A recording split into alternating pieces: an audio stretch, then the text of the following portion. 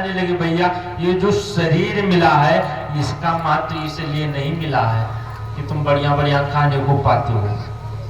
इसका महत्व इसलिए मिला क्योंकि ये जो शरीर है मनुष्य का, ये बंधु ऐसा साधन है जो हम आपको मोक्ष के द्वार तक पहुंचाते, भगवान तक पहुंचाने का, भगवत प्राप्ति का केवल एक ही साधन मनुष्य शरीर है। बाकी बंधु इस संसार में कोई भगवत प्राप्ति नहीं कर सकता। अच्छा, साधन जो होता है, साधन जैसे मोटरसाइकिल होती है, ये भी एक साधन है। और उस साधन उसको कहते हैं जो हम आपको लक्ष्य तक पहुंचाते। लेकिन बंधु मोटरसाइकिल हम आपको पहुंचाती तो है लक्ष्य तक, लेकिन अगर चलाना ना आए तो हॉस्पिटल में भी पहुंचा देगी। बंधु वही मोटरसाइकिल है। ठीक इसी प्रकार ये जो शरीर आपका साधन है बंधु, ये स्वर्ग नरक अपवर्ग निशीनी, ये स्वर्ग में भी ले जाएगा और नरक रूपी गड्ढे में भी लेकर चला जाएगा। अगर चलाना नहीं आया तो गड्ढे में भी लेकर चला जाएगा विकार और वासनाओं की। अगर कार की स्टीयरिंग को छोड़ दिया जाए तो बंधु वो लक्ष्य तक नहीं पहुंचाएगा, वो गड्ढे में ही लेकर चला जाएगा। ठीक इसी प्रकार इस जीवन रूपी गाड़ी को भी अगर हम आप छोड़ देंगे तो ये वासना रूपी गड्ढे में ही चली जाएगी, ये लक्ष्य पर पहुंचने वाली नहीं है। अच्छा, अगर कार गड्ढे में चली जाए तो उसके लिए हम आप क्रेन बुलाते हैं, दूसरी गाड़ी बुलाते हैं, तब वो खींच कर लेकर बाहर आती है। ठीक इसी प्रकार अगर जीवन वासना रूपी गड्ढे में चला जाता है तो संत रूपी क्रेन आता है और उसको खींचकर बाहर लेकर निकाल देता है। ये जो राम जी की कथा है बंधु, ये आप मत सोचो कि हम कथा सुन रहे हैं तो ये पुण्य कर्म है। बंधु ये जो भगवान की कथा, ये पुण्य कर्म नहीं है, ये सत्संग है। सत्संग और पुण्य कर्म में अंतर होता है बंधु। जो पुण्य कर्म होता है वह हम आपको स्वर्ग में लेकर जाता है, पुण्य कर्म से हम आप स्वर्ग में जाते हैं। लेकिन ये जो सत्संग होता है ये स्वर्ग जाने से बचा लेता है। ये जो सत्संग है बंधु, ये स्वर्ग में नहीं जाने देता, ये वहां से हम आपको बचा लेगा। क्यों? क्योंकि अगर पुण्य कर्म करके हम आप स्वर्ग में भी चले जाएंगे तो स्वर्ग स्वल्प अंत दुखदाई, स्वर्ग क्षणिक समय के लिए होता है और अंत में यहाँ आएंगे, यहाँ भी नाना प्रकार के दुख भोगने पड़ते हैं। और बंधु इस कलयुग में भगवत प्राप्ति का केवल और केवल एक ही मात्र साधन है, दूसरा कोई साधन है ही नहीं। राम ही सो मेरी गाई, राम ही सो मेरी गाई, राम ही संतत सुनिए राम गुण, राम ही संतत सुनिए राम गुण गाई। कल युग केवल हरि गुण गाहा, कल युग केवल हरि गुण गाहा, कल युग केवल हरि गुण गाहा, कल युग केवल हरि गुण गाहा। गावत नर पावहि भव भागा, गावत नर पावहि भव भागा, गावत नर पावहि भव भागा, गावत नर पावहि भव भागा। बंधु कलयुग केवल हरि गुण गाहा, कलयुग में केवल और केवल भगवान नाम का गुणगान ही है, दूसरा कोई साधन है ही नहीं। कल युग जोग न यज्ञ न ज्ञाना, एक आधार राम गुण गाना। केवल और केवल भगवान का गुणगान ही कलयुग में श्रेष्ठ माना गया। बंधु मानव जीवन में अगर देखा जाए तो सब कुछ पाना आसान है, सब कुछ आसान है, घर परिवार, सुख संपत्ति, बाल बच्चे, धन दौलत, ये सब सबको मिलता है। बस इतना है कि किसी को थोड़ा मिलता है, किसी को ज्यादा मिलता है, लेकिन सबको मिलता है। लेकिन इस कलयुग में दो चीजें बहुत कठिन है। गोस्वामी बाबा कहते हैं कि दारा सुत अरु लक्ष्मी पापी के घर होए। स्त्री, बच्चे, धन दौलत ये पापी को भी मिल जाता है। ऐसा नहीं है कि जो पाप करता है उसको धन दौलत ना मिले। आप लोग देखे होंगे कि बड़े बड़े पापी हैं जो बहुत पाप कर रहे हैं, इतना धन दौलत भरा पड़ा रहता है। तो कहते भी हैं महाराज इतना पाप करता है, इतना सुखी आदमी है कि हम क्या बताएं। करते हैं और मिलता भी है। बताओ मिलता है कि नहीं मिलता है पापी को? पापी को भी धन दौलत मिलता है, परिवार बाल बच्चे मिलते हैं, लेकिन बंधु सत्संगति और हरि कथा ये दोनों नहीं मिल सकता। आपने किसी पापी को पांडाल में बैठे देखा है कि इतना बड़ा पापी और कथा सुन रहा हो? सत्संगत, संतों के साथ में कोई पापी जाकर कभी नहीं बैठ सकता। भगवान की कथा में कोई पापी नहीं बैठ सकता। ये जो पांडाल है बंधुओं, इस परसिया गांव में बहुत सारे लोग हैं। बताओ बहुत हैं कि इतने लोग हैं? जोर से बोलो। लेकिन कथा पांडाल में चांडाल नहीं आ सकता। जो पापी होगा वो इस पांडाल में 11 दिन बीत जाएगा, लेकिन वो इस कथा पांडाल में कभी आ ही नहीं सकता। ये बंधु दो चीजें संसार में बहुत दुर्लभ है, केवल और केवल पुण्यात्मा को ही मिल सकती है। एक बार भगवान शंकर पार्वती जी को कथा सुना रहे थे। पार्वती जी से कहने लगे देवी ये जो कथा है ये सबको नहीं मिल सकती, बड़ी ही दुर्लभ कथा है संसार में। बड़े भाग पाइए सत्संगा, जिनकी बड़ी भाग्य होगी वही कथा सत्संग पा सकता है। पार्वती जी ने कहा महाराज ये आप गलत कह रहे हो। शंकर जी ने कहा क्यों देवी?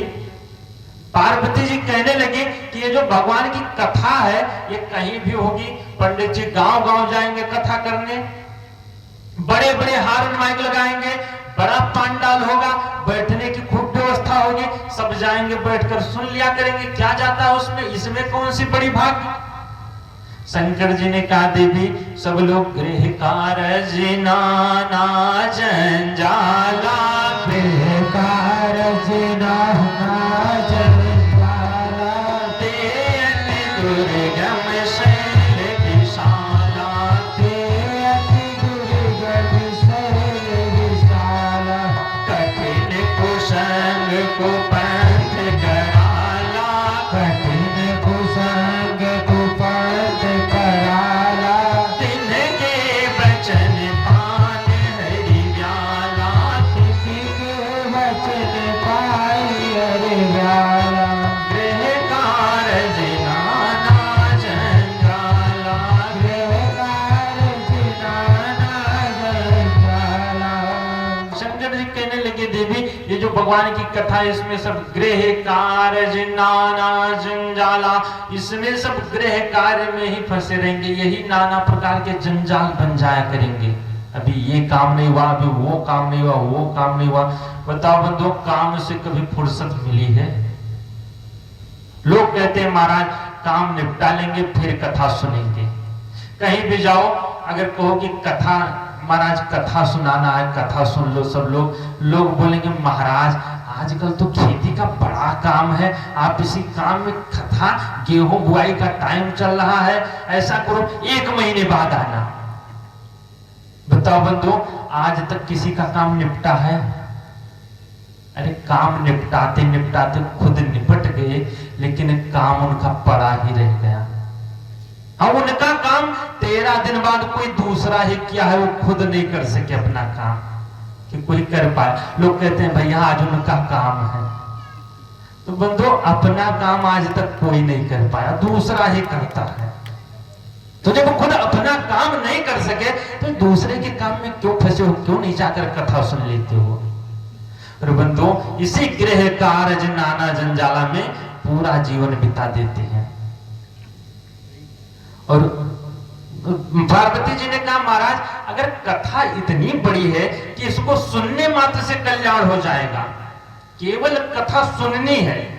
तुलसीदास जी, अच्छा कुछ कथावाचक कहते भी हैं कि ये कथा सुनने की चीज नहीं है, इसको जीवन में उतारना चाहिए। लेकिन बंधु हमको तो लगता है बड़े बड़े कथावाचक तो भगवान की कथा को उतार ही नहीं पाते, इस श्रोता कहां उतारने वाले। बंधु अगर ये भगवान की कथा जीवन में उतारनी होती तो तुलसीदास जी पहले उसको लिख देते कि ये कथा सुनने की नहीं, ये उतारने की। लेकिन तुलसीदास जी ये नहीं लिखे कि कथा को जीवन में उतारो। तुलसीदास जी तो साफ साफ लिखे कि यह कथा जो सुनता है, कहता है और गाता है वही भव से पार हो जाता है। रघुवंश भूषण चरित यह नर कहाँ ही सुनहि जे गावहीं। जो कहता है, सुनता है, गाता है, कलिमल मनोमल धोई बिनु श्रम राम धाम सिधावही, वही कलयुग के भय से पार होकर और भगवान के धाम को चला जाता है। पूरे मानस में कहीं नहीं लिखा गया कि इस कथा को जीवन में उतार लीजिए। आप कथा को सुनते रहिए, कथा के चरित्र को सुनते रहिए। बंधु ये कथा सुनते सुनते ही जीवन में अपने आप उतर जाएगी। क्यों? क्योंकि संगति का बहुत बड़ा असर होता है। आप जिसकी संगति करोगे, अगर अभी 4 दिन पीने वाले के साथ बैठ जाओ, आप बहुत बड़े धर्मात्मा हो, तो बताओ आदत पड़ेगी कि नहीं पड़ेगी? जरूर पड़ जाएगी। तंबाकू खाने वाले के साथ में हो जाओ 4 दिन के लिए, बंदो खाना शुरू कर दोगे अपने आप। ठीक इसी प्रकार आप कथा की संगति केवल कर लीजिए, कथा अपने आप आपको जीवन में ले आएगी। और ये जो कथा है बंधुओं, इसको केवल मनुष्य ही नहीं सुन रहे हैं। ये मत सोचो कि केवल मनुष्यों के लिए। बंधुओं इस कथा को, ये जिनकी कथा है, भगवान स्वयं आकर इस कथा को सुना करते हैं। एक बार नारद जी भगवान से पूछने लगे, प्रभु आपको हम ढूंढते रहते हैं, कभी वैकुंठ लोग जाते हैं वहां भी नहीं मिलते हो, पता नहीं कहां गायब हो जाते हो। कभी जाते हैं, सोचते हैं हिमालय पर ऋषि मुनियों के पास चले गए होगे, वहां जब जाते हैं तो वहां भी नहीं मिलते हो, आखिर आप मिलते कहां हो? भगवान कहने लगे, नारद ना हम वशामि वैकुंठे, ना तो हम वैकुंठ में बसते हैं और योगी नाम हृदय नाचा, ना तो योगियों की हृदय में बसते हैं। क्योंकि वैकुंठ से भी आना जाना लगा रहता है, योगियों के हृदय से भी आना जाना लगा रहता है। नारद जी ने कहा इमरजेंसी में मिलना पड़े तब कहां मिलोगे? भगवान कहने लगे, नारद मद भक्त्या यत्र गायन्ति, जहां हमारे भक्त कथा गाते हैं, तत्र तिष्ठामि नारदा, वहां हम अवश्य ही बैठे मिलते हैं। बंधुओं ये जो भगवान की कथा है, भगवान स्वयं सुनते हैं। अच्छा कुछ लोग सोचते होंगे कि ये भगवान की कथा है तो भगवान क्यों सुनेंगे? भाई भगवान को तो पूरी कथा पता है, भगवान क्यों सुनेंगे? लेकिन बंधुओं भगवान उसी प्रकार सुनते हैं जैसे जब किसी का विवाह होता है तो विवाह की कैसेट बनाई जाती है। सीडी सबके विवाह में बनती है और जो कैसेट बनती है वो सब तो देखते हैं घर वाले, लेकिन सबसे ज्यादा आनंद उसको आता है जिसके विवाह की कैसेट होती है। ठीक इसी प्रकार भगवान को भी सबसे ज्यादा आनंद कथा में भगवान को ही आता है। इसीलिए भगवान स्वयं साक्षात विराजमान होते हैं। और कहते हैं गोस्वामी बाबा कि जीवन मोक्ति महामुनि जीवो, जीवन मोक्ति महामुनि जीवो, जीवन मोक्ति महामुनि जीवो,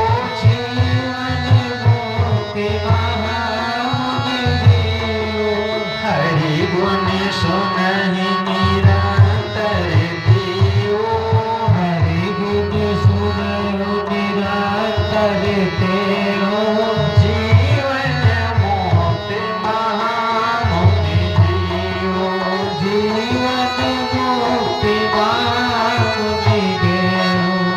जीवन मुक्त, जो आत्माएं जीवन मुक्त हो गई, जिनका अब जन्म ही नहीं होना है, जो मोक्ष में विचरण कर रही हैं, जीवन मुक्त महामुनि जीव हरि गुण सुन ही निरंतर त्यों। वो जीवन मुक्त आत्माएं भी आकर भगवान की कथा निरंतर सुना करती है। और इतना ही नहीं, गोस्वामी बाबा कहते हैं तत्रैव गंगा यमुना त्रिवेणी कावेरी सरस्वती सिंधु चा सर्वाणि तीर्थानि बसंति तत्रः। सारे तीर्थ आकर बस जाया करते हैं। आप लोग तो कथा सुनने के बाद चले जाओगे अपने अपने रजाई के अंदर, सोओगे बढ़िया पूरी रात, लेकिन ये जितने तीर्थ हैं ये बंधु आते हैं तो यहाँ बस जाया करते हैं। 11 दिन पूरे जाएंगे ही नहीं। सर्वाणि तीर्थानि वसन्ति तत्रः यत्र चतोदारि कथा प्रसंगा। बंधु यही कथा 2-3 दिन जब चल जाएगी, इसके बाद आपको खुद अनुभव होने लगेगा कि यहाँ का जो परसिया गांव के भोलेनाथ मंदिर का स्थान है, यहाँ का कुछ वातावरण ही बदल चुका। बंधु वातावरण बदल जाएगा, लेकिन यही जब कथा समाप्त हो जाएगी, तब जब यहाँ आओगे तब लगेगा कि कुछ गायब है, यहाँ से सूना लगेगा। अच्छा सूना क्या लगेगा? वही जितने देवी देवता आकर यहाँ ठहर जाया करते हैं, जितने तीर्थ आते हैं, ये सब अपना अपना झोले उठाकर चले जाते हैं, इसीलिए यहाँ सोना सोना लगने लगता है। बंधु साक्षात विराजमान हो जाते हैं 33 करोड़ देवी देवता। एक बार ध्रुव जी भगवान की गोद में बैठे हुए थे। ध्रुव जी वैसे भगवान की गोद में ही बैठते थे, क्योंकि गए ही थे गोद में बैठने के लिए। जब इनके पिताजी गोद में नहीं बैठने दिए तो ध्रुव जी चले गए भगवान के पास और भगवान की खूब तपस्या किए। जब भगवान प्रकट हुए, भगवान ने कहा ध्रुव जी मांगो। ध्रुव जी ने कहा महाराज बस हमको पिता की गोद में आप ले चल कर बैठा दो। माता जी ने तो भगा दिया, लेकिन आप ले चलो बैठा दो। भगवान उठाकर अपनी गोद में बिठा लिए। बोले बेटा अब तू पिता की गोद में मत जा, अब तो परम पिता की गोद में बैठा कर। और भगवान जब गोद में बिठाए तो भगवान ऐसे मीठी मीठी बातें करते थे, जैसे छोटा सा बच्चा दादाजी से बातें करता है मीठी मीठी, ऐसे ध्रुव जी बात कर रहे थे भगवान से। तो ध्रुव जी ने कहा प्रभु एक वरदान मांगो तो हमको दे दोगे? भगवान ने कहा वरदान? तुमको वरदान की कमी? पानी में मीन प्यासी रे। अरे मैं तो सबको वरदान देता हूं, तुम्हें जितने वरदान मांगो सब तुम्हारे लिए हाजिर है। ध्रुव जी ने कहा महाराज एक वरदान यही दो कि जहां जहां आपकी कथा हो हम जाकर संतों की श्री चरणों में बैठकर और आपकी कथा श्रवण करता रहूं। भगवान बोले हमारी कथा? अगर तुमको तो मैं मिल गया, लोग हमको पाने के लिए हमारी कथा सुनते हैं, और तुमको हम मिल गए तो हमारी कथा क्या करोगे? ध्रुव जी ने कहा महाराज अगर नाराज ना हो तो बताएं। भगवान बोले नहीं नहीं नाराज नहीं होंगे। ध्रुव जी ने कहा महाराज आपके दर्शन से तो मन भर जाता है, आपके दर्शन से मन भर जाएगा, लेकिन आपकी कथा से कभी मन भरने वाला नहीं है, इसीलिए हम आपकी कथा सुनेंगे। और बंधुओं अच्छा ये बात तो सत्य है, आप भगवान के मंदिर में जाओगे, भगवान का दर्शन कितनी देर कर सकते हो? मुश्किल से 2 मिनट। बहुत बड़े धर्मात्मा है हमारे महाराज जी जैसे महात्मा पहुंच जाएंगे, बैठ जाएंगे तो 10 बजे तक बैठे रहेंगे। लेकिन बंधु ये जो भगवान की कथा है, इसमें आप 3-3 घंटे बैठे रहोगे, इसमें मन ही नहीं भरेगा। 11 दिन की कथा हो जाती है, पता ही नहीं चलता 11 दिन बीते कैसे। ये बंधु कथा का प्रभाव है। एक बार मीरा जी जा रही थी वृंदावन, दौड़ते दौड़ते भगवान का नाम गाते गाते कृष्ण कन्हैया गोपाल राधे कहाँ गए, उन्हीं को ढूंढते ढूंढते जा रही थी, एकदम पागल थी भगवान की याद में। एक पुजारी बाबा बैठे हुए थे। पुजारी जी ने कहा देवी सुनो तो। मीरा जी ने कहा महाराज बताओ। पुजारी जी ने कहा तू किसको ढूंढ रही है? मीरा जी ने कहा उसी वृंदावन बिहारी लाल को मैं ढूंढ रही हूं। पुजारी जी ने कहा तुमको पता नहीं है कि वृंदावन बिहारी लाल आज के 9 लाख वर्ष पहले चले गए वहां से, अब तो वो है नहीं। मीरा जी ने कहा महाराज ये तो मुझे भी पता है कि वो नहीं है वहां, लेकिन एक बात बताएं। पुजारी जी ने कहा बताओ। बोली जितना मजा उनको ढूंढने में आता है उतना मजा उनको पाने में नहीं आता, इसीलिए हम तो उनको पूरा जीवन ही ढूंढते रहेंगे, वो मिले ना तभी ठीक है। बोलिए वृंदावन बिहारी लाल की। बंदो भगवान को ढूंढना शुरू कर दो, उसी में इतना आनंद आ जाएगा कि भगवान को पाने की इच्छा ही खत्म हो जाएगी। लोग कहेंगे अरे भगवान कहीं दिखाई नहीं पड़ते, आप कहोगे भगवान दिखाई नहीं पड़ते, मिले चाहे ना मिले, लेकिन हमको इसी में ही आनंद आने लगा। और बंधुओं ये जो भगवान की कथा है ये भगवान की ही तरफ ले जाती है। गोस्वामी तुलसीदास जी इस कथा को सर्वप्रथम जब शुरुआत किए तो 7 श्लोक में कथा लिखी। अब अगर हम भूमिका में जाएंगे तो उसी में रह जाएंगे, 11 दिन चलते रहेंगे, इसीलिए हम लोग थोड़ा रामचरितमानस पर आए। और गोस्वामी तुलसीदास जी 7 श्लोक जब लिखे तो उसे कभी कभी मन में ये आता है कि ये कथा शुरू कहां से करें। कथा जो है बंधु कहां से शुरू की जाए ये वो मुसीबत हो जाती है। लेकिन ये जो कथा है बंधुओं, अच्छा दीपावली में एक मिठाई मिलती है, शायद यहां भी मिलती है कि नहीं मिलती है, वो केवल दीपावली में ही मिलती है। खेल खिलौना जिसको बोलते हैं, चीनी की बड़ी कठोर रहती है, वो केवल दीपावली में दिखाई पड़ती है। सब लोग खाए होंगे। उसमें हाथी भी रहते हैं, घोड़े भी रहते हैं, शेर भी बना रहता है। अच्छा बंधुओं उस मिठाई को अगर ले लिया जाए, मान लो हाथी पा गए, तो हाथी को अगर देखोगे तो सोचो इसको हम पूंछ से खाना शुरू करें कि मुंह से खाना शुरू करें। बंधुओं है मिठाई, चाहे आप पूंछ से खाओगे तब भी वही स्वाद आएगा, चाहे मुंह से खाना शुरू करोगे तब भी वही स्वाद आएगा। ठीक इसी प्रकार जो भगवान की कथा है इसको आप चाहे जहां से श्रवण करना शुरू कर दोगे उतना ही आनंद आएगा, क्योंकि ये राम जी की कथा है। बंधुओं इस संसार में राम जी के जैसा आज तक कोई नहीं हुआ। राम जी के जैसा अगर सोचो आज तक कोई हुआ हो तो आज तक कोई नहीं हुआ। यहां से पूरे देश में जितने नेता जाते हैं वोट मांगने, सब हाथ जोड़कर कहते हैं महाराज हमको जिताओ, हम राम राज्य ला देंगे, हमको जिताओ राम राज्य ला देंगे। बंधु राम जी के कुल में इनके परदादा भागीरथी जी हुए जो साक्षात गंगा जी को पृथ्वी पर ले आए। इनके पिताजी भी बहुत बड़े धर्मात्मा, धर्म धुरंधर गुण निधि ज्ञानी दशरथ जी। लेकिन कोई नहीं कहता महाराज जिताओ हम दशरथ राज्य लाएंगे, कोई नहीं कहता हमको जिताओ हम भागीरथी राज्य लाएंगे। इतने भागीरथी के परदादा हरिश्चंद्र जी हुए जो कि इतने बड़े सत्यव्रती थे। कथा तो सर्वविदित है। बंधु आज तक कोई नहीं कहा कि तुम हमको जिताओ हम हरिश्चंद्र राज्य ला देंगे। बंधु राम राज्य के लिए लोग बोलते हैं। अगर राम जी के जैसा आज तक ना कोई हुआ और ना तो कोई हो पाएगा। इसलिए गोस्वामी बाबा सर्वप्रथम 7 श्लोक में रामचरितमानस का लेखन किए।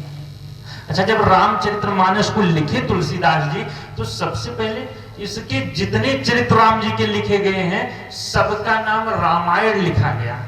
वाल्मीकि जी ने लिखा उसका नाम रामायण, महर्षि कंबन ने लिखा कंब रामायण, अध्यात्म रामायण, जितने रामायण लिखे गए, आनंद रामायण, लेकिन जब तुलसीदास जी इसको लिखना शुरू किए तो बंधु इसका नाम रामायण नहीं लिखी, रामचरित मानस यही नाम, रामचरित मानस यही नाम, रामचरित मानस यही नाम, रामचरित मानस यही नाम, सुनत श्रवण पाई विश्राम, सुनत श्रवण पाए विश्राम। तो रामचरित्र मानस यही नामा, इसका नाम है रामचरित्र मानस। मानस का मतलब मान सरोवर से तुलना किए हैं। तुलसीदास जी कहते हैं ये जो भगवान का चरित्र है ये मान सरोवर गंगा जी के समान पवित्र है। जिस प्रकार गंगा जी सारे जगत को पावन करती है, सकल लोक जग पावनी गंगा, गंगा जी पावन करती हैं जगत को, लेकिन बंधु गंगा जी सारे जगत को नहीं पावन करती, गंगा जी केवल घाट घाट को ही पवित्र करती है। लेकिन ये जो भगवान की रामचरित्र मानस रूपी गंगा है ये बंधु पूरे जगत को ही पावन कर दिया करती है। गंगा जी में आपको जाने के लिए शरीर भी चाहिए स्वस्थ। बुढ़ापा आ जाए तो सोचोगे ठंडक में हम कहां जा पाएंगे। शरीर भी चाहिए, अच्छा पैसा भी चाहिए गंगा जी में जाने के लिए, समय भी चाहिए गंगा जी में जाने के लिए। लेकिन ये जो रामचरित्र मानस रूपी गंगा है बंधु, इसमें शरीर स्वस्थ हो या अस्वस्थ हो, इसमें पैसा हो या ना हो, इसमें समय हो या ना हो, आपको इसके पास तक जाने की आवश्यकता नहीं है। ये रामचरित्र मानस रूपी गंगा स्वयं आपके दरवाजे तक पहुंच जाएगी और 3 घंटे बैठकर सुनकर फिर अपने काम में लग जाया करो। ये गंगा जी से भी ज्यादा इसकी महिमा है। और बंधुओं गंगा जी में अगर देखा जाए तो गंगा जी में अगर गए और पैर फिसल गया तो डूब जाओगे, लेकिन ये जो रामचरित्र मानस रूपी गंगा है अगर इसमें पैर फिसल गया तो फिर पार ही हो जाओगे, डूबना नहीं है इसमें। बोली इस रामचरित्र मानस भगवान की। और तुलसीदास जी इसके रचयिता, अच्छा रचयिता क्या, तुलसीदास जी तो केवल प्रकाशक है। इस कथा को, जो कथा हम आप आज 11 दिन तक आज से लगातार श्रवण करेंगे, इस कथा को तुलसीदास जी नहीं लिखे हैं, इस कथा को साक्षात भगवान शंकर लिखे हैं। रचि महेश निज मानस राखा, शंकर जी इसको लिखकर और अपने मन में बैठाए और कब इसको निकाले, पाई सुसमय शिवासने भाखा। जब सुंदर समय मिला तो माता पार्वती जी के सामने इस कथा को प्रस्तुत करती है। ये कथा जीवन में कहीं एक बार अगर सुनने को मिल गई तो मिल गई, अन्यथा ये कथा मिलने वाली नहीं है। बताओ दादाजी आपकी उम्र लगभग 80 के ऊपर चल रही होगी, 70 साल में कितनी बार राम कथा सुनने का मौका मिल पाया? 5 बार सुनने का मौका मिल पाया। कम से कम दादाजी के लिए ताली तो बजा दो।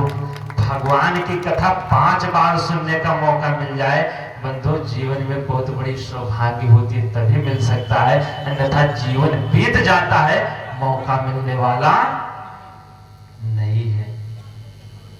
और इसको तुलसीदास जी जब सुंदर समय आया जीवन का तो तुलसीदास जी इसको लिखे। सबसे पहले 7 श्लोक लिखे, वर्णानाम अर्थ संज्ञानाम रसानाम छंदसामपि मंगलानाम चकर्तारो वंदे वाणी विनायको। प्रथम श्लोक में भगवान गोस्वामी तुलसीदास जी माता सरस्वती की वंदना की, पुनः गणेश जी की। अच्छा, अगर एक बात देखा जाए तो सबसे पहले गणेश जी की वंदना की जाती है। बताओ किसकी वंदना की जाती है? गणेश जी की। लेकिन तुलसीदास जी गणेश जी की वंदना तो किए, लेकिन उससे पहले ही किसी और की वंदना कर दी।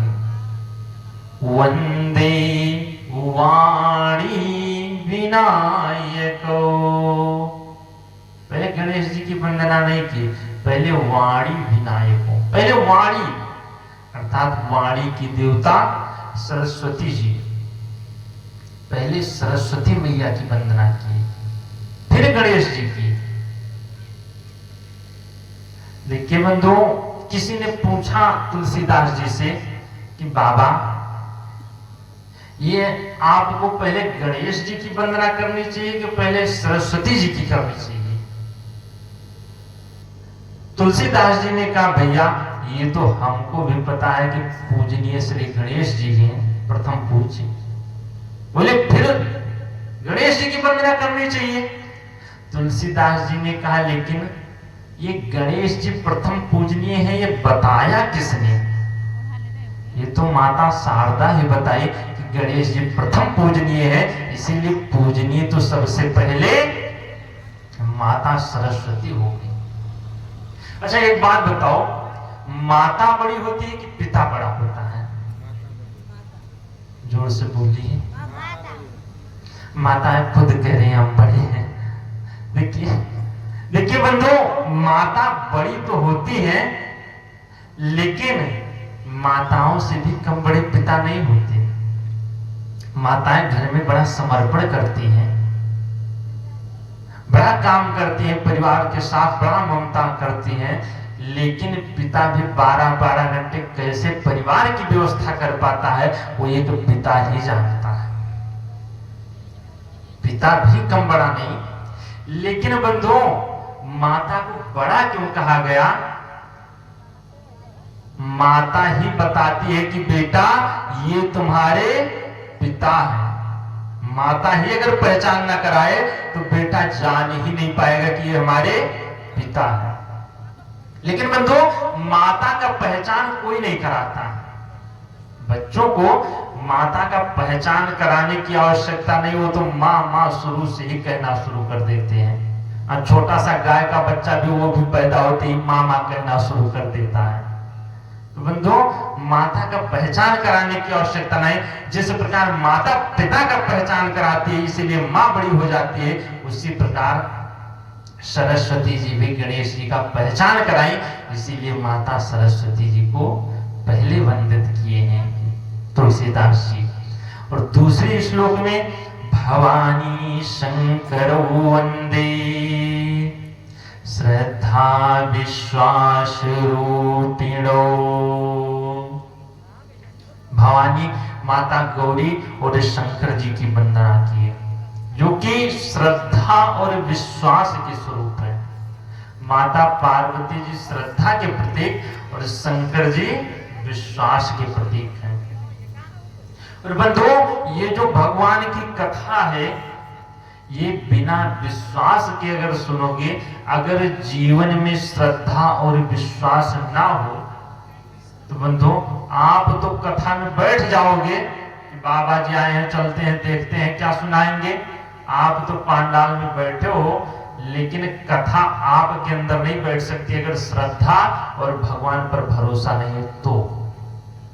इसीलिए कथा सुनने से पहले श्रद्धा और विश्वास के साथ बैठना चाहिए। वृद्धों, अगर जीवन में विश्वास ना हो तो कितने भी बड़े गुरु से मिल जाओ, साक्षात भगवान शंकर मिल जाए गुरु के रूप में, तब भी अगर गुरु की वाणी पर विश्वास नहीं है तो आपका कल्याण होने वाला नहीं है। और अगर भरोसा हो गया, गुरु के वचनों पर भरोसा हो जाए, तो बंधु गुरु कैसा भी मिल जाए, गुरु का कल्याण हो या ना हो, आपका कल्याण होना ही है। कुछ लोग कहते भी हैं कि बाबा जी का खुद ही नहीं पता है पार होंगे कि नहीं, हमको क्या पार कराएंगे। कुछ लोग सोचते हैं, लेकिन बंधुओं कभी बाबा जी को नहीं देखना चाहिए कि बाबा जी पार होंगे कि नहीं। आप बाबा जी के वचनों पर भरोसा कर लो। अच्छा एक बात बताओ, जब आप टिकट खरीदने कहीं जाना होता है, मान लो बंबई जाना है, आप टिकट खिड़की पर जाओ, जो काउंटर पर बैठे टिकट देते हैं उनसे कह दो भैया बंबई का टिकट दे दो, वो टिकट आपको निकाल कर दे दिया। आप पूछो कि भैया बंबई गए हो कभी, बोलेगा नहीं हम तो नहीं। फिर टिकट कैसे तुम दे रहे हो बंबई का? जब तुम नहीं गए तो हमको टिकट कैसे दे रहे हो? बंधु वो आपको बोलेगा ये ऐसा कुछ टिकट है, तुम लेकर जाओ, ट्रेन पर बैठ जाओ, तुम अवश्य पहुंच जाओगे। हम गए हो या ना गए हो, लेकिन ये टिकट लेकर जाओ, तुम बैठ जाओगे, तुम अवश्य पहुंच जाओगे। गुरु भी केवल भगवान के पास पहुंचने का टिकट देता है।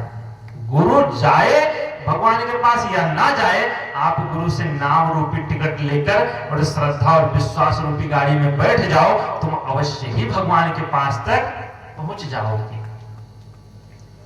बंधुओं एक कथा आती है, बड़ी सुंदर कथा है वृंदावन की। एक बूढ़ी मैया थी, तो जाया करती थी रोज दही बेचने, जमुना जी के उस पार दही बेचती थी। और जब वहां से जाती तो जमुना जी पार होने के लिए उनके रोज 2 पैसे इधर से 2 पैसे उधर से नाव के लगा करते थे। हम पहले सस्ते का जमाना था, 2 पैसे में पार हो जाती थी। अब जब जाए दही बेचने तो एक जगह कथा चल रही थी। अब बूढ़ी मैया को बर्दाश्त हुआ नहीं, सोची चलते हैं, गाय भैंस थोड़ी देर बाद हम बांधेंगे, लेकिन कथा हम अवश्य सुनेंगे। अब बूढ़ी माता जाए कथा में पीछे बैठ जाए और कथा खूब भाव से सुनती थी। एक दिन पंडित जी बैठे थे, पंडित जी सुनाने लगे कि जो राधे श्याम कह देता है जीवन में, जीवन भर राधे श्याम जपता है, वो भवसागर अवश्य पार हो जाता है। बूढ़ी माता सोची कि भवसागर तो बहुत बड़ा होता है, राधे श्याम लेने से अगर कोई भवसागर पार हो जाता है तो क्या मैं राधे श्याम नाम लेने से जमुना जी नहीं पार हो पाऊंगी? हाँ, रोज हमारे 2 पैसे बच जाया करेंगे। अब मैया गई, मैया को तो भरोसा हो गया। पंडित जी ने कहा भवसागर तो जमुना जी तो छोटी सी है, दिखाई पड़ रही इतनी दूर। मैया गई, पैर रख के राधे श्याम राधे श्याम राधे श्याम राधे श्याम कहते कहते कहते कहते जमुना जी के उस पार चली गई। बोली वृंदावन बिहारी लाल की जय। अरे बंधु मैया को इतना भरोसा हो गया कि मैया जमुना जी के उस पार रोज पैदल ही चली जाती। कैसे? केवल विश्वास से। एक YouTube चैनल पर एक बदरिया बाबा आते हैं, शायद आप लोग नाम सुने हैं कि नहीं सुने हैं, कभी डालिएगा, बहुत प्रसिद्ध है उधर उस साइड में। बदरिया बाबा वो पेड़ के सबसे ऊंची टहनी पर बैठते हैं जाकर और वहीं सो जाया करते हैं पेड़ के पत्ते पर। किसी ने बदरिया बाबा से पूछा, बाबा तुम इतने ऊपर कैसे पहुंच जाते हो? बदरिया बाबा ने कहा हमको विश्वास है कि ऊपर से हम गिरेंगे नहीं, इसीलिए उस पर सो जाते हैं। तो बंधु विश्वास अगर हो जाता है तो आप चाहे जो कार्य करो अवश्य पूरा होता है। मैया को भरोसा हो गया कि राधे श्याम नाम लेने से हम भवसागर पार होते हैं तो जमुना जी अवश्य पार होंगे। अब उनके रोज के 4 पैसे बचने लगे। 4 पैसे जो बचते उसको एक गल्लक में डालती रहती मैया। मैया सोचने लगी कि ये जो 4 पैसे मिले हैं हमारे गुरु जी ने ही हमको कथा सुनाया, गुरु जी की प्रेरणा हुई, इसलिए हमारे 4 पैसे बचने लगे। एक काम करते हैं, कम से कम अपने गुरु जी को हम लाकर एक टाइम का भोजन तो खिला दें।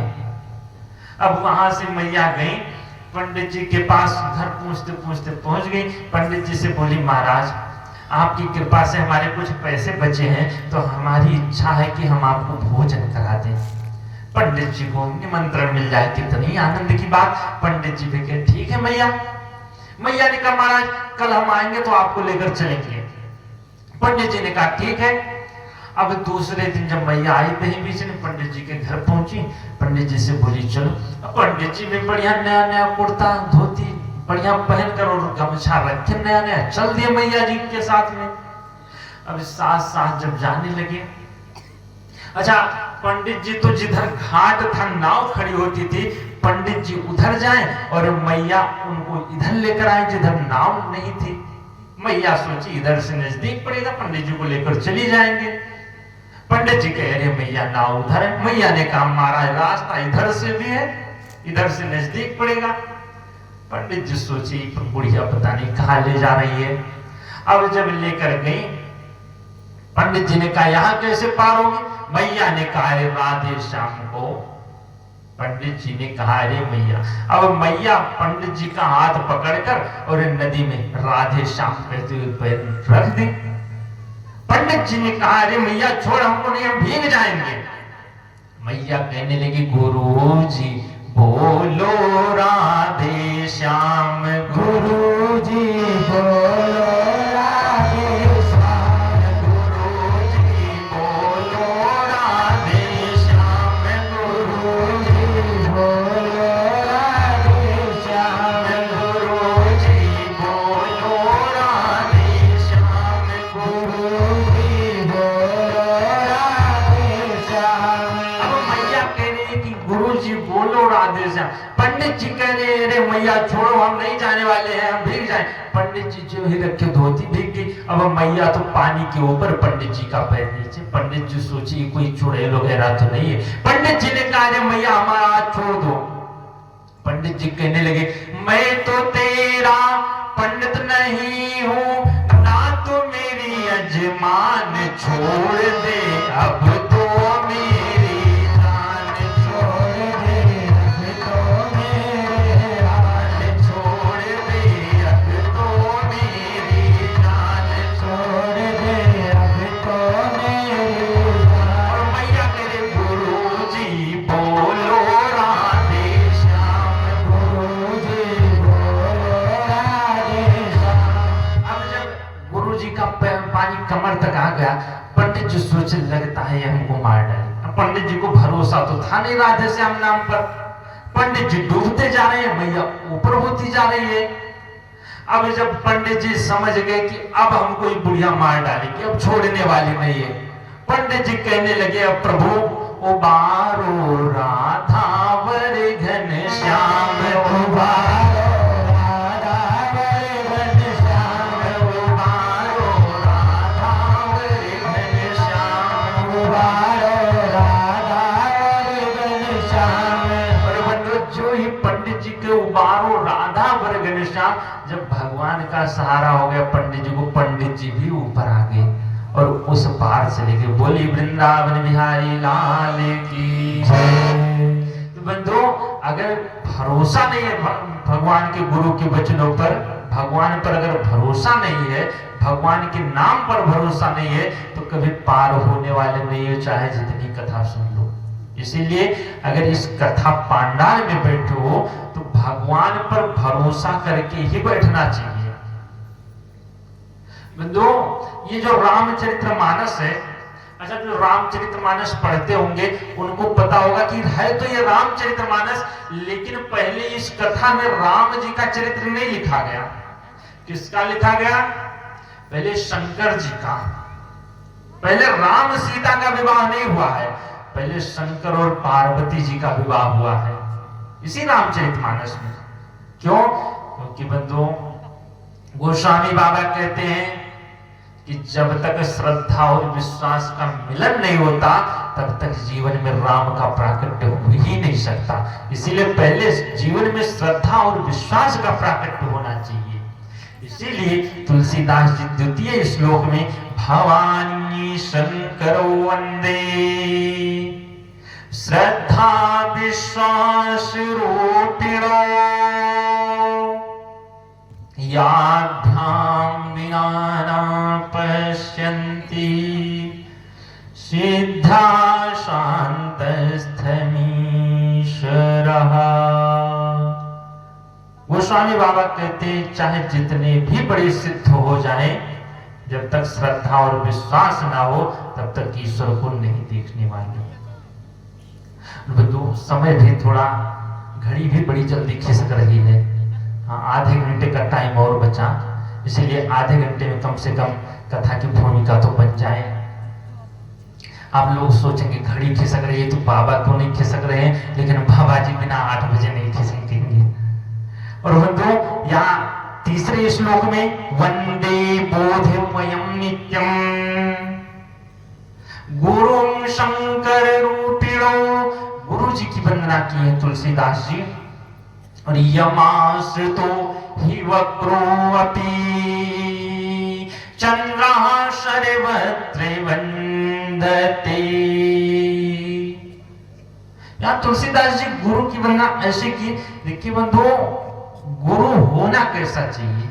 गुरु शंकर रूपिणो, शंकर जी का स्वरूप होना चाहिए गुरु। और शंकर जी कैसे हैं?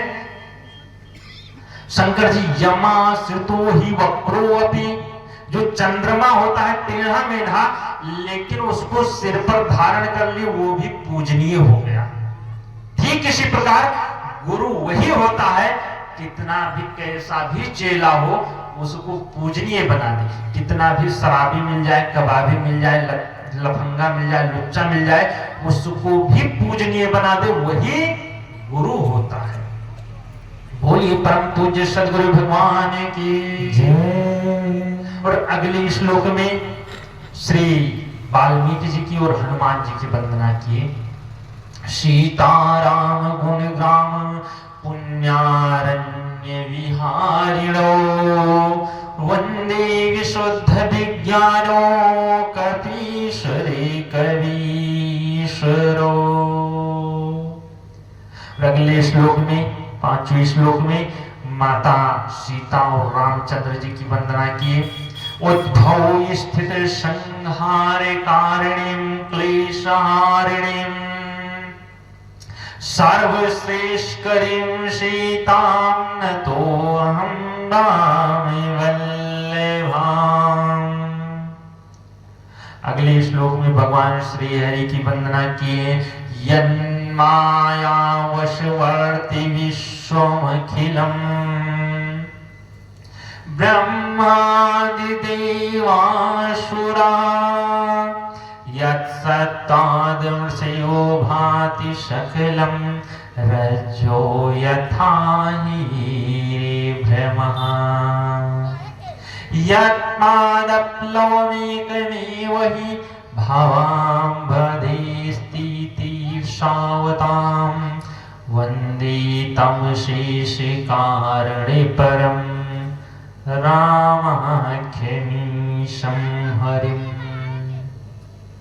अंतिम श्लोक में तुलसीदास जी अपनी भाषा की वंदना की कि काश इस भाषा को हम लेकर आए हैं। नाना पुराण निगमागम सम्मतम यद, ये बंधु जो भगवान की कथा है ये नाना पुराण, अनेकों पुराण से तुलसीदास जी लिखे हैं, केवल एक पुराण की कथा नहीं है। ये जो राम जी की कथा है बंधु, रामचरितमानस है, इसमें ऐसा कोई भी पुराण उठा लो, कोई भी शब्द ले लो और देख लो कि ये रामचरितमानस में नहीं है, तो बंधु कहीं ना कहीं वो भी रामचरितमानस में आपको मिल जाएगा। इतना पवित्र ग्रंथ कि नाना पुराण। आरती में भी हम लोग गाते हैं कि 6 शास्त्र सब ग्रंथन को रस। 6 शास्त्र हैं और सभी ग्रंथों का रस इसमें रख दिए तुलसीदास जी। और रामायणे निगदितम क्वचिद्यन्तो अपि, कुछ तुलसीदास जी अपने मन से भी लिखे। और किस लिए लिखे हैं? किसी ने पूछा बाबा जब नाना पुराण निगमागम है तो सब कुछ है ही, तो इसको लिखने की आवश्यकता क्या? तुलसीदास जी ने कहा ये किसी के लिए नहीं लिखे हैं, ये तो केवल स्वांतः सुखाय तुलसी रघुनाथ गाथा। ये हम केवल स्वांतः सुखाय अपने सुख के लिए इस कथा को लिखे हैं कि कम से कम ये जो हमारा मूर्ख मन है ये शांत होकर अस्थाई बैठ तो जाए। बंधुओं, अगर कोई कथा कहता है या फिर कोई कथा सुनता है तो किसी और के लिए नहीं सुनता, आप जाते हो पैसा कमाने जाते हो, लेकिन बंधुओं अगर पूछा जाए पैसा किसके लिए कमाते हो, तो आज तो कोई नहीं कहा कि भैया हम अपने लिए पैसा कमाते हैं। सब कहते हैं परिवार वालों के लिए। बंधु जो कुछ करोगे सब दूसरों के लिए कर सकते हो, लेकिन अगर भगवान की कथा सुन लिए तो ये किसी और के लिए कभी नहीं सुन सकते। ये कथा जो है ये अपने लिए होती है। और बंधुओं जीवन में सब लोग दूसरे के लिए तो कर डालते हैं, लेकिन अपने लिए कुछ नहीं कर सकते। इसीलिए कम से कम बैठकर 11 दिन अपने लिए भी कुछ कर डालो। आप लोग परसिया वालों, आप लोग अपने लिए भी 11 दिन कुछ कर डालो, क्योंकि ये जो कमाई है बंधुओं, पैसा कौड़ी वहां नहीं जाने वाली। अगर सोचो कि 1 रुपये भी लेकर चले जाएंगे तो 1 रुपये भी यहां का वहां नहीं चलने वाला। जिस प्रकार यहां आप भारत में रहते हो, अगर सोचो कि हम चले जाएं लंदन में, अमेरिका चले जाएं और यहाँ का पैसा वहां चलाएं, तो बताओ एक भी पैसा काम आएगा अमेरिका में? यहाँ का एक भी पैसा काम आने वाला नहीं है। ठीक उसी प्रकार जो कुछ यहाँ कमाते हो, तो जो भी कमाओगे वहां काम आने वाला नहीं। लेकिन एक बात और है, जो कमाई आप यहां करते हो, यहां पैसा कमाए, रास्ते में एक पॉइंट मिलता है, वहां जाकर आप चेंज कर सकते हो। ठीक इसी प्रकार अगर चेंज नहीं किए तो वहां पैसा काम नहीं करेगा। ठीक इसी प्रकार जो भी कमाई किए हो वो इस भगवान की कथा में दान करके चेंज भी कर सकते हो और एक्स्ट्रा यहाँ कमा भी सकते हो कथा सुनकर। भोली वृंदावन बिहारी लाल की। एक बार की घटना बंधुओं, ये जो भगवान की कथा है ये 4 जगह मानस में चल रही है। पहला प्रयागराज कर्म घाट जिसको बोलते हैं, कर्म घाट पर यह कथा याज्ञवल्क्य मुनि जी महाराज भरद्वाज को सुना रहे हैं। और दूसरा कैलाश पर्वत पर ज्ञान घाट जिसको बोलते हैं, जहां भगवान शंकर कथा सुना रहे हैं पार्वती जी को। और तीसरा भक्ति घाट है। भक्ति घाट पर कागभुसुंडी जी कथा सुना रहे हैं और कथा श्रोता पक्षियों के राजा गरुड़ जी महाराज। और जो चौथा घाट है बंधुओं, चौथा घाट काशी के 80 घाट पर तुलसीदास जी कथा सुना रहे हैं। अच्छा, कथा श्रोता वहां कोई नहीं। किसी ने बाबा से पूछा, बाबा किसी को कथा सुना रहे हो? बाबा जी ने कहा हम कथा सुना रहे हैं, किसी को नहीं, बस अपने मन को सुना रहे हैं, मन सुनकर शांत हो जाए। ये जो भगवान की कथा है बंधुओं, अगर कोई सुनने वाला ना मिले, अगर बैठकर स्वयं रामचरितमानस लेकर पढ़ने लगो तो कोई ना मिले, लेकिन अपना मन तो मिलेगा। वो बैठकर सुनकर और शांत भी हो जाएगा। और ये चारों जगह, जब प्रयागराज में एक बार की घटना तुलसीदास जी लिखे हैं कि एक बार माघ महीने का मेला लगा। आज भी माघ महीने में लगता है प्रयागराज में। अच्छा, यहां से भी सब जाते हैं कि नहीं जाते हैं? यहां भी सब जाते हैं, लगभग पूरे भारत के लोग आते हैं। और वहां आते हैं, त्रिवेणी में स्नान करेंगे, 1 महीने पूरा भजन करेंगे, कथा सुनेंगे और 1 महीने बाद चले जाएंगे। ये सतयुग की घटना। सतयुग में भी सब गए कथा सुनने। तो वहां भरद्वाज मुनि का आश्रम था, बड़ा सुंदर आश्रम था। भरद्वाज मुनि के यहाँ सब लोग ठहरे, सब साधु महात्मा, और पूरे 1 महीने कथा सुनी। जब माघ महीना खत्म हुआ, सब लोग जाने लगे अपने अपने धाम को, अपने अपने आश्रम को। तो याज्ञवल्क्य मुनि महाराज सबका विदाई किए, सबको विदा कर दिए। जब लास्ट में कथा वक्ता जो थे याज्ञवल्क्य मुनि जी, याज्ञवल्क्य महाराज जब जाने लगे तो भरद्वाज जी चरण पकड़ ले, महाराज आप मत जाइए। करी पूजा मुनि सुजसु बखानी, पूजा करके और सुयश का गुणगान करने लगे। महाराज आप चले जाओगे तो हम किसके साथ रहेंगे? याज्ञवल्क्य जी ने कहा अगर भजन करो हम भी चले भजन करें। बोले महाराज एक संशय हमारे मन में है, वही दूर करो। और साधु तो संशय ही दूर करता है। बोले महाराज कौन सा संशय आपके मन में, आप इतने बड़े साधु होकर? बोले महाराज बहुत बड़ा संशय है। कहत सो मोहि लागत भय लाजा, अगर मैं कहता हूं तो थोड़ा डर भी लगता है और लज्जा भी लगती है कि कहीं आप ये ना सोच लो कि ये हमारी परीक्षा ले रहे हैं। और दूसरा लज्जा क्यों? क्योंकि लज्जा इसलिए कि ये भी इनको नहीं आता। क्या केवल मुनि ने कहा महाराज आप लज्जा और भय को त्याग कर प्रश्न करो। कहने लगे महाराज राम कवन पूछो मुनि तो ही, ये राम जी कौन है? अच्छा एक बात बताओ, अगर हम 11 दिन कथा सुनाए आपको और जब चलने लगे तो कह दो महाराज कथा तो खूब सुने लेकिन यही नहीं समझ में आया ये राम जी कौन है, बताओ कैसा लगेगा? अब पूरे 1 महीने कथा सुने राम कथा और जब चलने लगे तो कहते हैं महाराज ये राम कौन है? यहां केवल को महाराज मुस्कुराए और कहने लगे तुम राम को नहीं जानते? 1 महीने से तो राम कथा सुना रहे हैं, तुम कथा नहीं सुने। भरद्वाज जी कहने लगे महाराज जिसके घर में बेटी का विवाह होता है क्या वो चैन से लड्डुआ खा सकता है? भाई वो तो व्यवस्था में ही लगा रहेगा। तो हमारे यहाँ कथा चल रही थी, हम तो व्यवस्था में ही लगे रह गए, हम कथा नहीं सुन पाए। एक काम करो आप हमको राम जी की कथा सुना दो। राम जी कौन है? अच्छा बंधु भरद्वाज जी महाराज ऐसा नहीं है कि राम कथा इनको आती नहीं थी। भरद्वाज जी महाराज ऐसे साधु थे कि उस समय उतना बड़ा साधु कोई नहीं।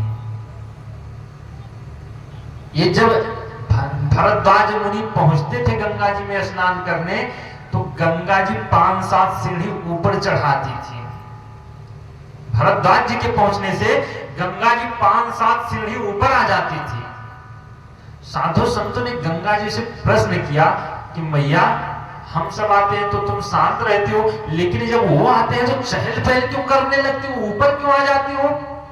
गंगा जी ने कहा महाराज सब तो आते हैं हमारे में पाप धुलने के लिए लेकिन ये जब भरद्वाज जी महाराज आते हैं तो ये अपना पाप धुलने के लिए नहीं आते, ये जब आते हैं तो हमारे जितने पाप होते हैं सब धुल जाते हैं इनके चरण स्पर्श करने से।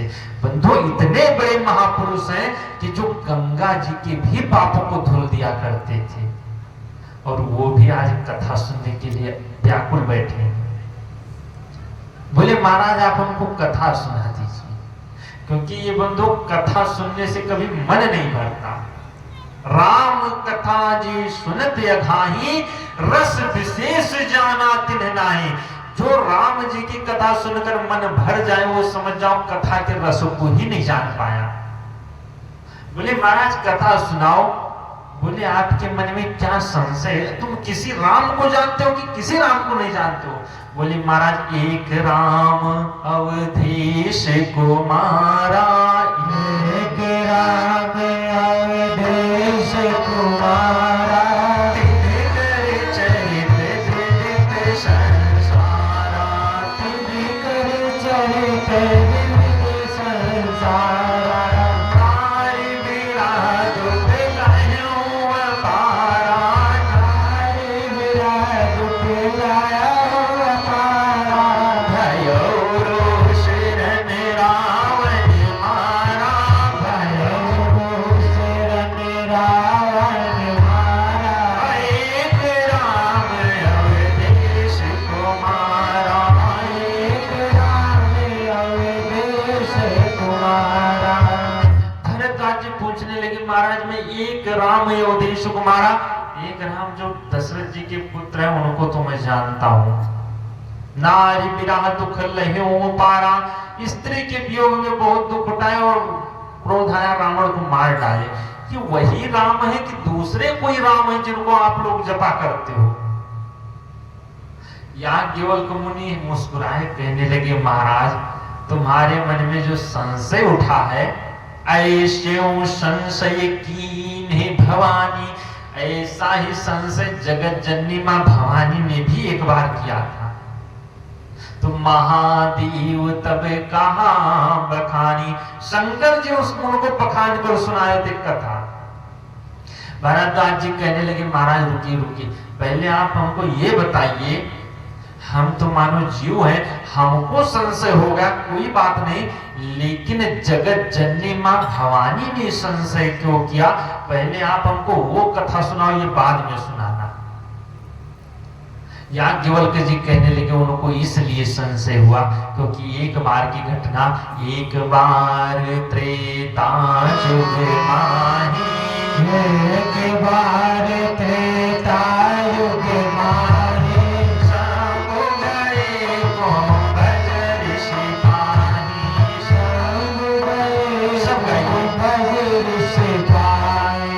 एक बार त्रेता युग माही, एक बार त्रेता युग माही, सब गए कुंभज ऋषि पाही, सब गए कुंभज ऋषि पाही। संग सती जग जननी भवानी, संग सती जग जननी भवानी, पूजहि ऋषि अखिलेश्वर जानी, पूजहि ऋषि अखिलेश्वर जानी। राम कथा मुनिवर्ज बखानी, राम कथा मुनिवर्ज बखानी, सुनी महेश परम सुख मानी, सुनी महेश परम सुख मानी। ऋषि पहुँचे हरि भगति सुहाई, ऋषि पूछे हरि भगति सुहाई, कहीं शंभु अधिकारी पाई, कहीं शंभु अधिकार उठाई। एक बार त्रेता युग माही, एक बार त्रेता युग माही, एक बार त्रेता युग माही। एक बार की घटना त्रेता युग में, बंधु ये कथा त्रेता युग की सुना रहे हैं। और शंभु गए कुंभज ऋषि पाही, भगवान शंकर गए थे कथा सुनने, किसके पास, कुंभज ऋषि अगस्त्य जी के पास। अच्छा बंधु, शंकर जी से बड़ा कथा वक्ता कोई नहीं, आज तक कोई नहीं हुआ। शंकर जी ही इस कथा को लिखे, लेकिन फिर भी शंकर जी ही गए कथा सुनने। और जब गए तो अकेले गए भी नहीं, संग सती जग जननी भवानी, संग में माता सती जगत जननी मां भवानी जब गई, पूजे ऋषि अखिलेश्वर जानी। अगस्त जी कुंभज ऋषि ने देखा कि हमारे यहाँ भगवान शंकर आ गए, लेकर आए अगरबत्ती धूपबत्ती, खूब पूजा की। अब जब लगे पूजा करने, पार्वती जी ने कहा ये बताओ महाराज, बाबा जी कौन है जो इतने बड़े कथावाचक तुम बता रहे थे वहां से, ये तो तुम्हारी खुद ही पूजा करने लगे। शंकर जी उनका परिचय देने लगे कि देवी, ये जो बाबा जी हैं, इनका जो जन्म हुआ था एक घड़े से उत्पन्न हुए थे। पार्वती जी ने कहा तो हो गया कल्याण। ये कथा जो है ये समुद्र जैसी राम कथा, और घड़े से उत्पन्न होने वाला कहीं समुद्र जैसी राम कथा सुना पाएगा। शंकर जी ने कहा देवी, घड़े से तो उत्पन्न हुए थे, लेकिन एक बार इन्होंने समुद्र को ही पी लिया था, इसलिए तुम चिंता मत करो, समुद्र जैसी कथा भी ये सुना सकते हैं। और बैठ गए कथा सुनने। लेकिन बंधुओं, कथा जीवन में तब तक नहीं बैठती है जब तक कथावाचक पर श्रद्धा ना हो। अगर कथावाचक पर श्रद्धा नहीं है तो कथा समझ में आएगी ही नहीं। सती जी पहले ही समझ गई कि ये बाबा जी क्या कथा सुना पाएंगे। बाबा जी के पास बैठ तो गई, सती जी तो बैठी हैं, लेकिन इनके अंदर कथा नहीं बैठी। ऐसा नहीं है कि जितने लोग बैठे हैं सब कथा ही सुन रहे हैं, कुछ लोग केवल कथा में हाथ जोड़कर बैठे ही रहते हैं। ठीक उसी प्रकार शंकर जी तो कथा सुन रहे हैं, लेकिन सती जी हाथ जोड़कर बैठे हैं कि अभी प्रसाद मिलेगा। हम कुछ लोग प्रसाद के चक्कर में भी आ जाया करते हैं। ऐसे सती जी भी बैठ गई, सोच रही है बाबा जी कब आरती करेंगे। और यहां से जब शंकर जी कथा सुन ली, सुनी महेश परम सुख मानी। शंकर जी ही सुने, सती जी नहीं सुनी। ऋषि पूछी हरि भगति सुहाई। पूछने लगे शंकर जी, महाराज आपको हम दक्षिणा में क्या देते हैं? जैसे भाई आप लोग कथा सुनाते हैं, कुछ ना कुछ दक्षिणा सब चढ़ाओगे, चढ़ाओगे कि नहीं चढ़ाओगे? चढ़ाओगे, सब चढ़ाओगे। वैसे शंकर जी भी बिना दक्षिणा के कथा का महत्व ही नहीं मिलता, क्योंकि ये जो कथा है बंधुओं, ये दवाई के रूप में होती है। जैसे दवाई होती है तो शारीरिक रोग को ठीक करती है, वैसे ये कथा जो है ये मानसिक रोग को ठीक करती है। अच्छा एक बात बताओ, अगर कोई दवाई फ्री में मिल जाए तो क्या उसको खाओगे? जोर से बोलो। उसको लाकर अलमारी में रख दोगे, कोई नहीं खाने वाला। और अगर वही दवा 1500 रुपए देकर लाओ, फिर एक एक मिनट घड़ी का देखकर खाओगे उसको। ठीक उसी प्रकार अगर फ्री में लेकर चले जाओगे तो ये कथा काम आने वाली नहीं है। इसलिए शंकर जी भी ऋषि पूछी हरि भगति सुहाई, और कही शंभु अधिकारी पाई।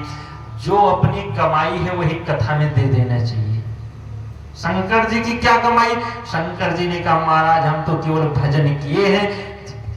महाराज ने कहा महाराज अगर तुम भजन किए हो तो वही भगवान की भक्ति हमको दे दो। और शंकर जी उनको देखे कि ये भक्ति के लायक है, तो शंकर जी ने उनको भगवान की भक्ति दे दिया।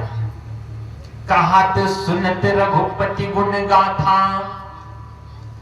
कुछ दिन तक भगवान का गुणगान की, कछु दिन तहां रहे गिरिनाथा। वहां भगवान कुछ दिन तक रहे। कुछ दिन बाद मुनिष ने विदा मांगी त्रिपुरारी। अच्छा एक बात यहाँ थी, थोड़ा सा हम लौटेंगे चौपाई की तरफ। प्रथम चौपाई में कहा गया कि शंभु गए कुंभज ऋषि पाही। भगवान शंकर का नाम केवल शंभु, 2 अक्षर का नाम। कितने अक्षर का नाम? 2 अक्षर का नाम शंभु लिखे। और माता सती का जब परिचय देने लगे तो माता सती का परिचय दे तो पूरी लाइन में ही लिख दिया उनका नाम, संग सती जग जननी भवानी। इतना बड़ा नाम लिखिए। क्या शंकर जी का इतना बड़ा नहीं लिख सकते थे? त्रिपुरारी, कैलाशवासी, डमरूधारी, मुंडमालाधारी, वो बड़ा लिख सकते थे, लेकिन केवल 2 अक्षर का नाम लिखिए, शंभु गए कुंभज ऋषि पाही। और सती जी का पूरी लाइन में भर दिए। क्यों? क्योंकि बंधु कथा अगर सुनने जाना है तो आप कितने भी बड़े आदमी हो जाओ, छोटे बनकर जाओगे तभी कथा समझ में आएगी। शंकर जी छोटे बनकर गए, इसीलिए 2 अक्षर का नाम। और सती जी, अरे हमको ये ऐसे वैसे बाप की थोड़ो बिटिया, राजा दक्ष की है, बड़े बनकर गई थी। और वो भी किसकी पत्नी? भगवान शंकर की पत्नी है। इनसे बड़ा कथावाचक कोई है ही नहीं। बड़ी बनकर गई तो पूरा बड़ा नाम ही लिख दे तुलसीदास जी। लेकिन जब वहां गए कथा सुनने लगे शंकर जी, तो शंकर जी का नाम बढ़ना शुरू हुआ। सुनी महेश परम सुख मानी। महेश 3 अक्षर का नाम हो गया। और जब वहां से चलने लगे, कहत सुनत रघुपति गुण गाथा, कछु दिन तहां रहे गिरिनाथा। कुछ दिन तक जब कथा सुन लिए तो उनका नाम गिरिनाथा हो गया, 4 अक्षर का नाम। और यहां से जब कथा सुन लिए पूरी, मुनिशन विदा मांगे त्रिपुरारी। त्रिपुरारी 5 अक्षर का नाम हो गया जब विदा मांग कर चले तब। बंधुओं, जैसे जैसे आप भगवान की तरफ बढ़ोगे वैसे वैसे नाम बढ़ता चला जाएगा। और सती जी की क्या दशा हुई? चले भवन संग दक्ष कुमारी। अब यहां से दक्ष कुमारी के साथ लौटे हैं, लेकिन सती जी का नाम ही मिट गया। अब इनका परिचय इनके बाप के नाम से, दक्ष जी की बिटिया के साथ जा रहे हैं। जब आए थे तब तो संग सती जग जननी भवानी, बड़े होकर आए थे, लेकिन जब जाने लगी बंदो कथा नहीं सुनोगे तो संसार से नाम मिटने ही वाला। संसार में कितनी भी भौतिक संपदा इकट्ठा कर लो, बंदो नाम होने वाला नहीं है। अंबानी इतने बड़े हैं, लेकिन इनके अगर पूछा जाए दूसरी या तीसरी पीढ़ी का नाम तो शायद है कि नहीं बता पाओगे। लेकिन मीरा जी के पास एक भी पैसा नहीं था, लेकिन पता नहीं कितनी पीढ़ी बीत गई आज तक, आज भी उनका नाम चल ही रहा है। और हम आपकी कितनी भी पीढ़ी बीत जाएंगे, उनका नाम मिटने वाला नहीं है। बंदो ये भगवान की कथा की महिमा है। अगर कथा सुनोगे नाम बढ़ता जाएगा, अगर कथा नहीं सुनोगे तो नाम अपने आप मिट जाएगा। माता सती का नाम ही खत्म कर दिए। और यहां से जो ही आए दक्ष कुमारी के साथ, माता सती के साथ, सती जी सोचने लगी। शंकर जी मन में सोच रहे हैं, हृदय विचारत जात हरि के ही विधि दर्शन हो। जिनकी हम कथा सुने हैं, आखिर उनका दर्शन कैसे होगा। बंदो अगर आप लोग भगवान की कथा सुनोगे तो भगवान के दर्शन की लालसा बढ़ जाएगी। जिसके बारे में सुनोगे वही मन में बैठ जाएगा। चाहे आप दिन भर राजनीति की बात सुनोगे तो राजनीति की बात बैठ जाएगी। अगर दिन भर व्यापार की बात सुनोगे, व्यापार की बात बैठ जाएगी। दिन भर अगर पड़ोसी की बुराई सुनोगे तो पड़ोसी की बुराई बैठ जाएगी। जो आप सुनोगे वही मन में बैठ जाएगा। और बंधु जो मन में बैठ जाएगा, हम आपको उसी के दर्शन की लालसा भी उत्पन्न होती रहेगी। अगर आप राजनीति की बात सुनोगे, राजनीति की बात मन में है, तो कोई भी राजनेता आ जाएगा गांव के बगल में, अवश्य जाओगे। अगर पड़ोसी की बुराई सुनोगे तो कहीं पड़ोस में झगड़ा होने लगेगा तो खिड़की अपने आप खोल दोगे। जो मन में सुनोगे वही देखने की लालसा बढ़ जाएगी। भगवान की कथा सुनोगे तो भगवान के दर्शन की लालसा अपने आप बढ़ जाएगी। जो ही शंकर जी कथा सुने मन में सोच रहे हैं कि भगवान का दर्शन कैसे होगा, कैसे होगा दर्शन। मन में जब लालसा होने लगी, अच्छा भगवान की भी बड़ी विचित्र लीला। ये बात है त्रेता युग की, और त्रेता युग में ही भगवान का जन्म हुआ था, राम जी का। उसी समय जन्म हुआ और लीला क्या चल रही थी। भगवान आए थे, पंचवटी में सीता जी को रावण उठा ले गया और भगवान जोर जोर से रो रहे थे। धीरे धीरे नहीं रो रहे थे, खूब जोर जोर से रो रहे थे। बिलक बिलक कर जैसे बच्चे रोते हैं, ऐसे भगवान रोने लगे। अच्छा भगवान भी धीरे क्यों नहीं रोए? क्योंकि बंधु अगर सच में रोना हो तो आदमी धीरे रोएगा, लेकिन अगर झूठ मूठ का रोना है तो जोर जोर से रोएगा। भाई अगर नाटक करना है किसी को तो धीरे थोड़ा करेगा, तो जोर जोर से रोएगा। भगवान भी जोर जोर से रो रहे हैं। शंकर जी देखे कि आज तो भगवान रो रहे हैं, लेकिन अगर मैं इस भगवान के पास जाऊंगा प्रणाम करने तो भगवान की लीला में बाधा आ जाएगी। इसीलिए शंकर जी वहां गए नहीं। अच्छा एक बात बताओ, अगर कोई आपका बहुत बड़ा खास आदमी रामलीला के मंच पर रामलीला कर रहा हो तो क्या आप दूर से देखोगे तो उसके पास जाकर प्रणाम करोगे या हाथ मिलाओगे? तब तो कहोगे अगर जाएंगे तो बाधा आ जाएगी उसकी लीला में, इसीलिए दूर से ही सलाम कर लोगे, सलूट मारोगे। ठीक उसी प्रकार भगवान शंकर भी उनके पास तक नहीं गए कि लीला में बाधा आ जाएगी, वहीं से दंडोत प्रणाम कर लिए। जय सच्चिदानंद जग पावन और अस कही चलो मनोज में सावन। जो ही दंडवत प्रणाम किए, सती जी ने देखा। सती जी सोचने लगी, तो हमेशा भांग खाए पड़े रहते हैं, कुछ अकल वकल है? शंकर जी ने कहा क्या हुआ देवी? सती जी ने कहा जिसको देखो उसी को प्रणाम। अरे अगर कोई स्त्री के वियोग में इधर उधर घूम रहा, उसको प्रणाम करने की क्या आवश्यकता? शंकर जी ने कहा देवी ये तुम जिसको मनुष्य समझ रही हो, ये कोई मनुष्य नहीं है।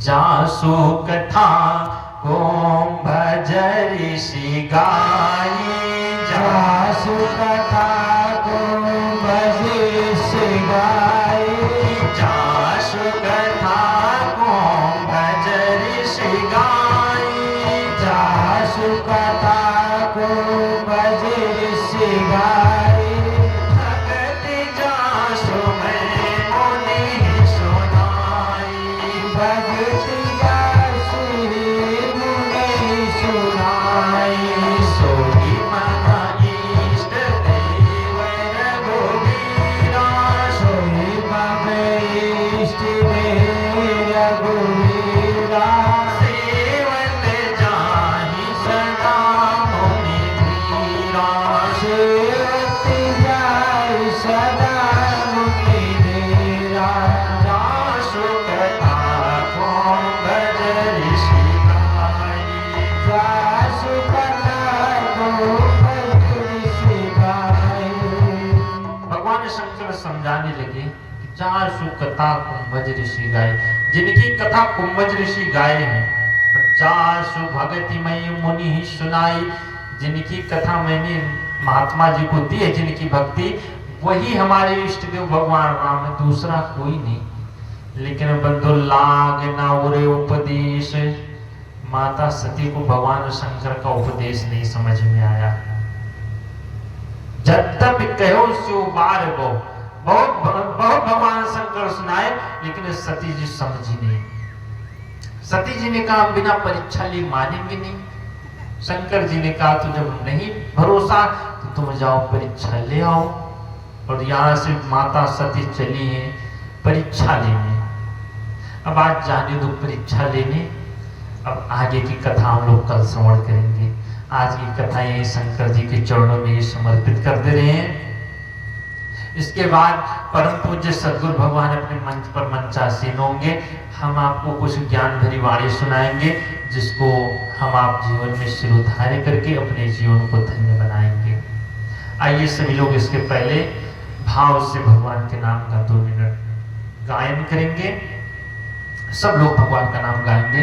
सीताराम हनुमान सीताराम हनुमान सीताराम हनुमान सीताराम हनुमान सीताराम हनुमान सीताराम हनुमान सीताराम हनुमान सीताराम हनुमान सीताराम हनुमान राजा राम हनुमान सीताराम हनुमान राजा राम हनुमान सीताराम हनुमान राजा राम हनुमान सीताराम हनुमान राजा राम हनुमान सीताराम हनुमान सीताराम हनुमान सीताराम हनुमान सीताराम हनुमान अब तो कृपा करो राम, अब तो दया करो राम, अब तो कृपा करो राम अब तो दया करो राम सीताराम हनुमान सीताराम हनुमान सीताराम हनुमान सीताराम हनुमान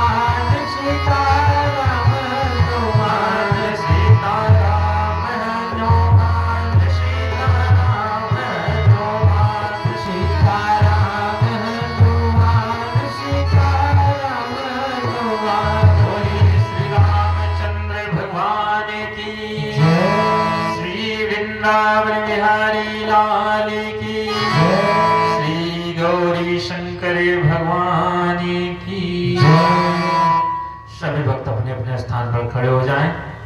भाव से सदगुरु भगवान का नमन बंदन करते हुए